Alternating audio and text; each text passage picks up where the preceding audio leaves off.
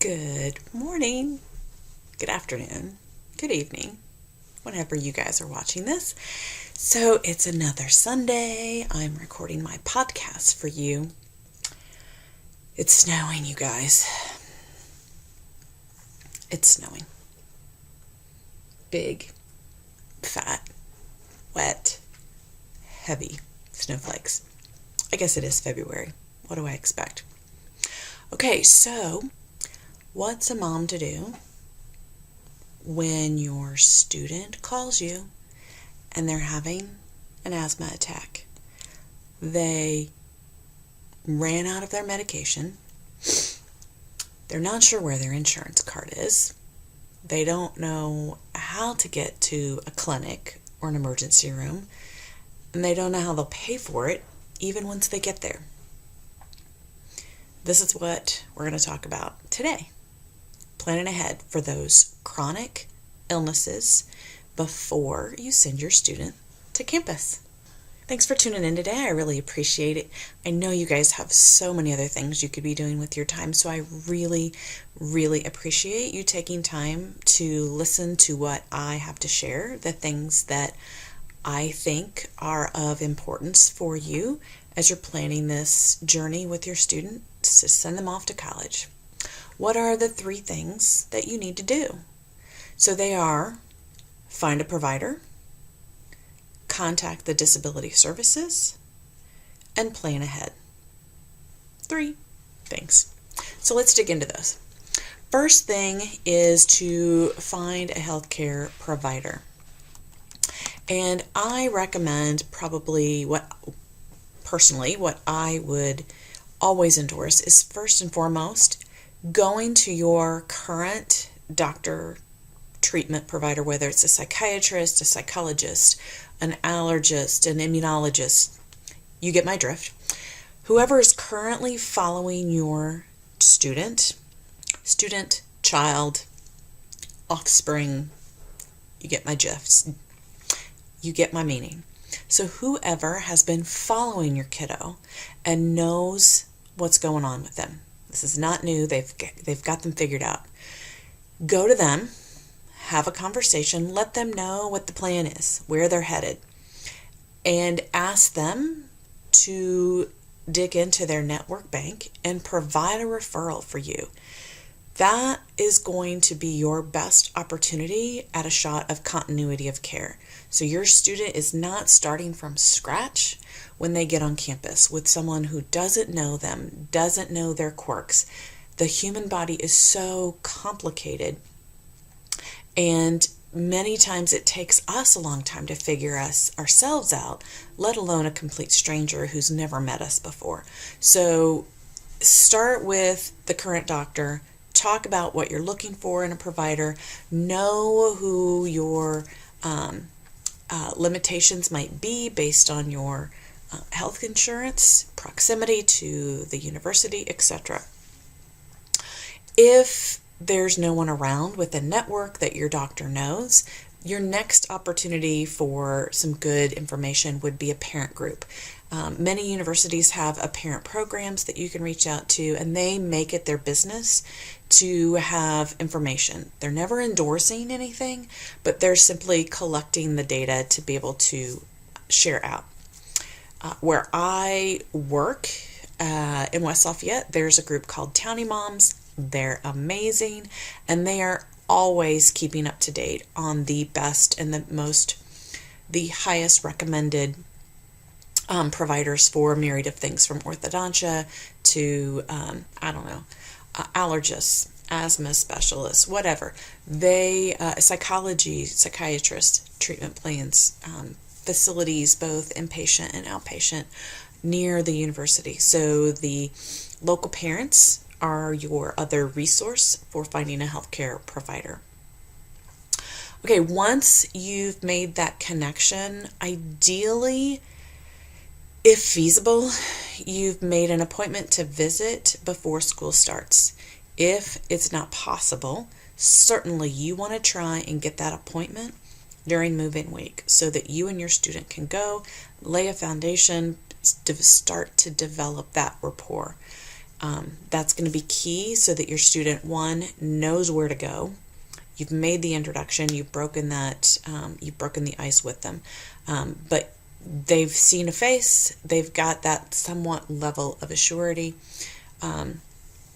So do that before you leave them so that they're not figuring it on their own. Okay, so the next thing you want to do is connect to the disability services on campus.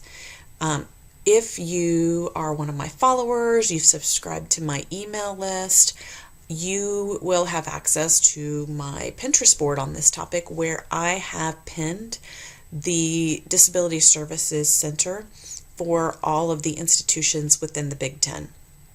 So I've taken some of the Googling off of your plate, and I've done it for you. If you want to email me because your school is not in there and you don't know where to go, I know a lot of times it's knowing the right keyword to use to be able to find what you're looking for. So if you've come up lost, please don't hesitate to email me. I'm at lisa@lisabeals.com, and it's Lesa, that's how you spell Lisa for me, Lesa at lisabeals.com, and let me know what university you're looking for the Disability Services Center for, and I'd be happy to take a few minutes and find out what that link is, who those contacts are, and send you that information back. Not a big deal. So once you connect with the Disability Center, this goes without saying, but I need to say it, your student should be doing this, certainly with your guidance and coaching, but your student should be doing this. They're going to reach out, they're going to do some homework online, determine what do they need to be able to request accommodations. Is it a statement from their doctor? Is there some kind of online application that they need? Do they have to come up with what those accommodations look like? Is that something that the doctor provides, or is it something that collectively everyone comes up to determine what accommodations are and put them in place? So part of this transition process is teaching your student how to advocate for themselves, how to speak up and ensure that they're getting what they need to be successful while they're in college. Okay, so then the last thing on my 3 things you need to do. So your first one was to find a provider. Number 2 was contact the Disability Center. The last one here is plan ahead. So planning ahead is probably the most complicated. My recommendation in planning ahead is to notify housing. So you probably need to do that well before your students on campus. And the reason you need to notify the housing department, the housing official, would be if your students got a chronic illness that could be affected by perfumes or mold or dust, or a student that maybe doesn't pay attention to a clean living environment. That could in itself be a trigger asthma, or a student that's going to bring their pet. Today, you are going to have students with emotional service animals, with approved service animals that are not just emotional support, but actual, they're paying attention, sensing when they're going to have a seizure or a diabetic issue, or their seeing eye dog. Those kind of service pets could trigger a flare up in your students. So housing needs to know that early, so that I'm talking early, like probably January, February, as they're figuring out housing assignments. Certainly if your student is doing this is who I want my roommate to be, you want to expect them to have those conversations. Teach them how to not assume. We all know what assume means, but never assume that who they want to be roommates understands and knows all of the chronic illness triggers. And they may intentionally put themselves in a situation that's going to be detrimental to their health just because they've not had that honest conversation with a potential roommate. The other consideration for housing would be food sensitivities. So if your university that your student is choosing has a limited number of dining options, and dining hall A is the only one that offers gluten-free or nut-free or whatever your student's food restriction is, certainly you are going to want them to be closer to that, proximity-wise, to accommodate schedules and other needs. So certainly you want to keep food sensitivities in mind so that housing assignments can be done appropriately. Also, if your student has any kind of breathing chronic illness, to be sensitive to a building that's older that may have more air quality issues or a lack of air conditioning. If a lack of air conditioning in the summer, humidity is going to cause issues for your student, they want to be able to appropriately assign housing based on that knowledge. The other part of planning ahead is sharing that chronic illness, not just with the roommate who's going to be living with them, but with the resident assistant on the hall, with the student's academic advisor, and when appropriate, with the faculty. And I say so that roommate, the resident assistant, and the advisor should all be in the loop. Those are all people that are going to be around your student the most and be the best in helping to keep an eye on them, to observe when behaviors or symptoms start to flare up. Faculty is going to be a case by case. So that's going to depend on the chronic health condition. So if your student, let's say, has, what's a good example? The student has rheumatoid arthritis and they take medication in the morning and it has to kick in order for them to become more ambulatory and get around. Having a morning class is going to pose a greater risk for coming in late or absences. Those faculty are going to need to be in the loop. The faculty for their afternoon or late morning classes where the possibility of tardiness or not showing up is probably much smaller, there's no real need to disclose your student's condition to them. So having a real and honest discussion with your student based on their illness and using that to decide who do they need to bring in the loop on what's going on and the possible implications. Your student needs to learn how to carry their own insurance card on their person, take a picture of it on their phone, whatever works best for them so they have it on their person and it's not lost. They should ensure that emergency contact information is on their phone, on file in their dorm with their advisor.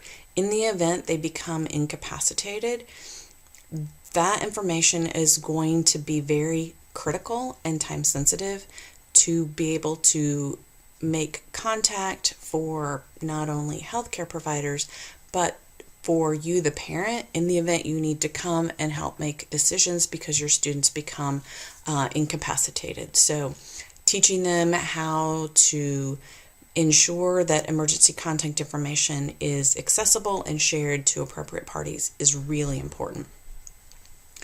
They also need to know where to go and how to get there for treatment when the situation arises. So before you leave, don't just drive them there, but challenge them to figure out how to take a bus or to get a scooter or an Uber. Challenge them to show you that they can figure it out and have a contingency plan in place in the event that they are not so incapacitated that someone needs to call 911, but they are affected enough to not be able to really navigate it solo. So is there a roommate? Is there a close friend nearby? Is there an RA or a townie mom? And in West Lafayette, townie mom will be the one that they can call, and they'll come pick them up and make sure they get there safe, get what they need from the pharmacy, and then back to their residence hall. The other component to consider is talking to financial aid. If your student's coming to campus with a chronic illness that could potentially affect attendance in class, how often they're there and showing up, you'll definitely want to make sure you and your student have had a conversation with financial aid. If they are receiving grants and scholarships through Federal Department of Education, many times participating in the course for so many hours or so many days or so many weeks into the semester is key to ensuring you've earned your aid. In addition, it's important to have started the semester strong. At minimum, the first week or two, your student needs to be there and visible and engaged in class so that the financial aid officers know that your student has earned, air quotes, earned the financial award that was given to them. The other piece to ask about would be if your student had to arrange an incomplete and finish their work outside of the traditional semester, one-on-one with the faculty outside of class. Sometimes that happens. Not a big deal, but you definitely want to make sure you understand, are there any implications on the financial aid side to doing that? What is the deadline to finish that coursework and get a grade reported, and to ensure that your student is following up on all of that? I've seen far too many situations where a student finished the work and the faculty never submitted that completion grade, and students are unaware until the university takes that incomplete and makes it now a failing grade because the work was never done. Then it becomes a hot topic for the student, and hopefully the faculty member is still around for resolution. So great opportunity to really start teaching your student about follow through and follow up, even when it's nothing that they have responsibility to actually take action on. Yeah, it's a great lesson. Okay, the last thing is reviewing your health insurance. So know who is covered, who is not, what are in network, what are out of network. Know what pharmacy, urgent care, emergency room, and hospital are covered on your insurance so that you are not going to be surprised.